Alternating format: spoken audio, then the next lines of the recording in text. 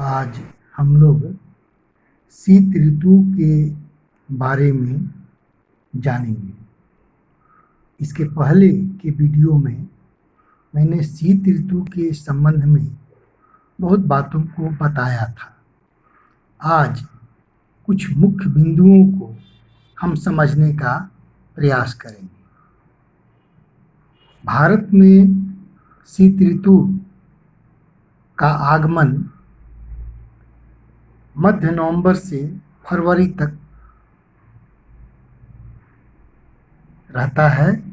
आगमन मध्य नवंबर से हो जाता है और यह ऋतु फरवरी तक रहती है। मैंने इसके पहले बताया था कि शीत ऋतु का प्रभाव मुख्य रूप से उत्तरी भारत में पड़ता है। इसकी सबसे बड़ी विशेषता यह होती है कि यहाँ दिन गर्म और रातें ठंडी होती है। इस ऋतु के दिसंबर एवं जनवरी सबसे ठंडे महीने होते हैं। तापमान दक्षिण से उत्तर की ओर घटते जाता है। जैसे चेन्नई का औसत तापमान इस ऋतु में 24 डिग्री सेल्सियस से 25 डिग्री सेल्सियस रहता है, जबकि उत्तरी मैदान में यह 10 डिग्री से 15 डिग्री सेल्सियस के बीच रहता है। मैंने बताया भी था कि चूंकि दक्षिण भारत उष्णकटिबंध में पड़ता है, इसीलिए वहाँ दैनिक तापांतर कम होता है, तापमान में गिरावट भी बहुत कम होती है। साथ ही दक्षिण भारत के अधिकांश प्रदेश समुद्र से घिरे होने के कारण समकारी प्रभाव का लाभ भी उठाते हैं। मैंने बताया था कि इस ऋतु में दिन गर्म और रातें ठंडी होती हैं। हिमालय के ऊपरी ढालों पर हिमपात होता है। इस ऋतु में उत्तर पूर्वी व्यापारिक पवनें प्रवाहित होती हैं, अतः इस समय मौसम शुष्क रहता है।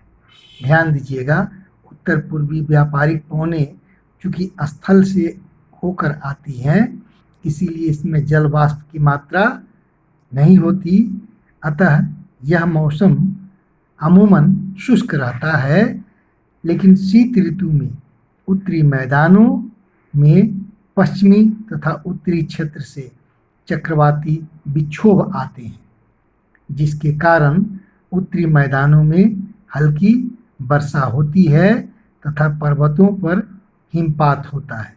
मैंने इसके बारे में भी बताया था कि भूमध्य सागर में एक निम्न दाब का क्षेत्र बनता है, जहाँ से चक्रवात की उत्पत्ति होती है और ये चक्रवात पाकिस्तान के रास्ते भारत में प्रवेश करते हैं और उत्तरी पश्चिमी भारत में हल्की वर्षा होती है, जो रबी के फसल के लिए काफ़ी लाभदायक होती है। और हिमालय के पर्वतीय भाग में ऊपरी ढलानों पर हिमपात होता है। इस वर्षा को स्थानीय भाषा में महावट के नाम से जाना जाता है या महावट कहा जाता है।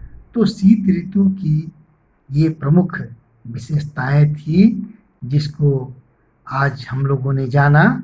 आप लोगों के लिए गृह कार्य रहेगा, शीतकाल की प्रमुख विशेषताओं को लिखें।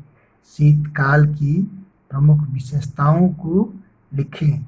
धन्यवाद।